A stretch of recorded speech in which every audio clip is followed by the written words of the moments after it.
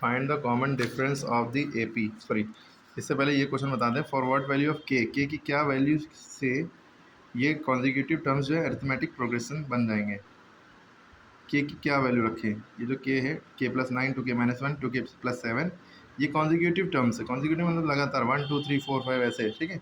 Value नहीं पता बस उनकी 56 57 58 है या क्या है लाइन से, ठीक है। तो इस के की वैल्यू से ये क्या बन जाए, अरिथमेटिक प्रोग्रेशन में आ जाए। के की वैल्यू कैसे निकालेंगे, कॉमन डिफरेंस मेथड से, जो कि आपको पता है क्या होता है। जैसे हमने पहला क्वेश्चन किया था, इसमें से इसको माइनस किया इक्वल टू इसमें से इसको माइनस किया, यानी T2 - T1 equal to T3 - T2। पहला टर्म T1 होता है, दूसरा टर्म T2 होता है, तीसरा टर्म T3 होता है।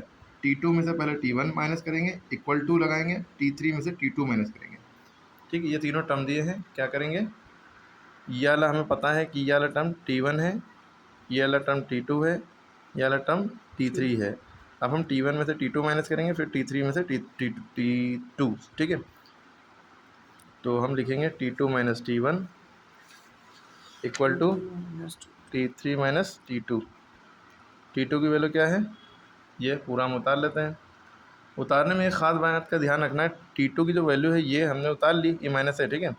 लेकिन माइनस यहाँ लगा, ये माइनस लगाया। T1 की जब वैल्यू उतारेंगे, अगर वो बाइनोमियल है यानी इस तरह से है, बीच में प्लस या माइनस लगा है, तो उसको ब्रैकेट में उतारेंगे, ब्रैकेट लगाएंगे फिर k+9 उतारेंगे, ठीक है। अगर आपने ब्रैकेट नहीं लगाया तो गलत हो जाएगा मामला, ठीक। क्लियर होगी बात। सिमिलरली यहाँ पे भी फिर ये इक्वल टू लगाया, T3 की वैल्यू क्या है 2k+7 माइनस T2 की वैल्यू 2k-1 है, तो ये ब्रैकेट में लिखेंगे 2k-1। भाई इस ब्रैकेट का ध्यान रखना वरना सवाल गलत हो जाएगा। आप सॉल्व कर लिए, 2k-1 उतारा, माइनस प्लस, यहाँ पर प्लस छुपा हुआ है, माइनस प्लस माइनस के, फिर ये minus plus -9 equal to 2k+7 उतारा, माइनस प्लस, यहाँ प्लस छुपा हुआ है, -2k, ठीक है। फिर ये माइनस माइनस +1, ठीक है। क्लियर हो गया, भाई भाई एक साथ कर लिए। पहले 2k-1, चलिए ये 2k है और ये -k है, 2k में से 1k गया, k बचा, ठीक है। -1 है और -9 है, माइनस माइनस प्लस, यानी 9 1 10 हो गया, लेकिन साइन माइनस का लगेगा, दो माइनस होंगे तो साइन माइनस का लगेगा। क्लियर होगी बात। इसी तरह इधर भी चाहे आप के प्लस का के, ये माइनस का के कट गया, ठीक है।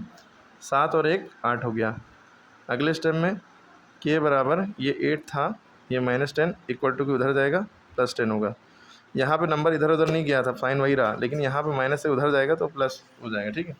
अब उसके बाद क्या होगा, 10 8 18 हो गया, के की वैल्यू 18 आ गई, यानी कि हम के की वैल्यू यहाँ पे अगर 18 रखेंगे, 18 9 कितना हो गया, 18 20 27, यहाँ पे जो नंबर है वो 27 आया। 2k-1 यानी कि 2 × 18 - 1, 2 18 to the 36 - 1 यानी कि 35 आ गया, तो दूसरा नंबर 35। 2k+7, ठीक है। 2 × k की वैल्यू हमने रखी 18 आई है ना, रफली करके देख रहे हैं आप, बस k की वैल्यू तक निकाल दिएगा, फिर कुछ नहीं। 18 to the 36, 36 + 7 कितना हो गया, तो 36 से चले 43। तो आप देखिए ये 3 नंबर आ रहे हैं, 27 35 43, 27 35 43।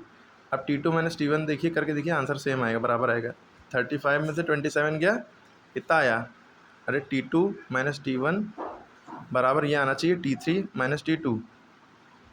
35 में से 27 जाएगा, 5 3 8 8 बचा, 43 में 35 गया, 8 बचा। देखिए ये वाला फॉर्मूला अप्लाई हो रहा है, T2 - T1 बराबर T3 - T2।